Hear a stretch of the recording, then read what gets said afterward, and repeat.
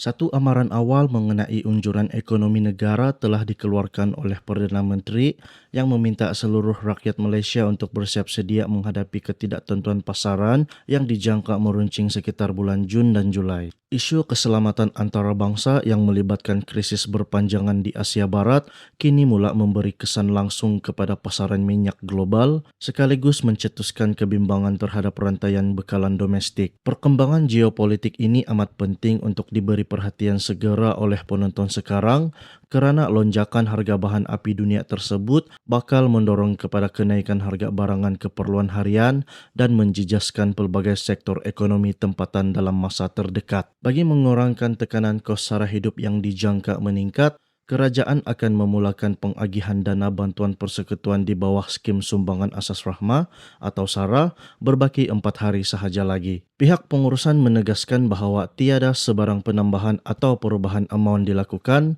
di mana agihan pertengahan tahun ini akan dikreditkan mengikut kadar semasa yang telah ditetapkan. Bagi kelompok penerima sumbangan tunai rahmah atau STR asas yang bukan di bawah data kemiskinan, pecahan kadar bayaran adalah seperti berikut. Kategori isi rumah akan menerima kadar sebanyak RM100. Kategori warga emas akan menerima kadar sebanyak RM50. Kategori golongan bujang berumur 21 hingga 59 tahun akan menerima kadar sebanyak RM50. Sementara itu, bagi kelompok penerima STR yang berdaftar di bawah pangkalan data IKASih bagi status miskin atau miskin tegar, jumlah agihan dikekalkan pada kadar yang lebih tinggi seperti berikut. Kategori isi rumah akan menerima kadar sebanyak RM200. Kategori warga emas tanpa pasangan akan menerima kadar sebanyak RM150. Kategori golongan bujang akan menerima kadar sebanyak RM200. Ketetapan syarat bagi menerima agihan bulanan SARA ini memperincikan bahawa hak pencaruman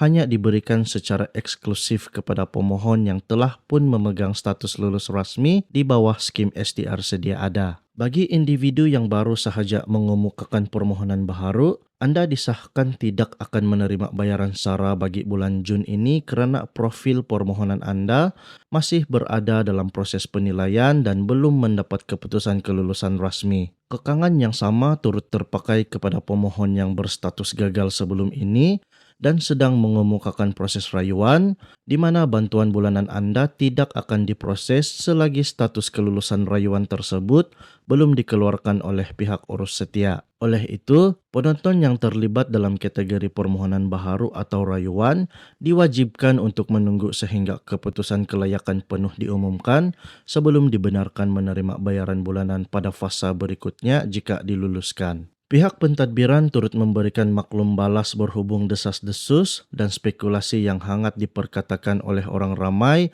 mengenai pelancaran program SARA untuk semua golongan rakyat Malaysia pada bulan Jun. Hasil semakan mendapati bahawa walaupun ruangan dan paparan teknikal bagi program berkenaan masih kelihatan pada aplikasi MyKasih serta portal rasmi, namun sehingga kini belum ada sebarang ketentuan atau keputusan rasmi daripada pihak kerajaan. Pihak kementerian belum menetapkan sama ada dasar agihan tersebut akan dilaksanakan dalam bulan Jun atau ditunda, malah tiada pengesahan muktamad sama ada skim tersebut akan diteruskan ataupun sebaliknya. Rakyat dinasihatkan untuk tidak membuat sebarang andaian sendiri dan perlu menunggu sebarang pemakluman rasmi yang akan diumumkan oleh pihak berkuasa dari semasa ke semasa. Garis masa pengagihan bantuan pembuka tirai bagi bulan Jun 2026 dijadualkan mengikut ketetapan kalender berikut. 1 Jun 2026 bersamaan dengan hari Isnin. Tarikh rasmi bermulanya proses pengkreditan dana sumbangan asas rahmah atau SARA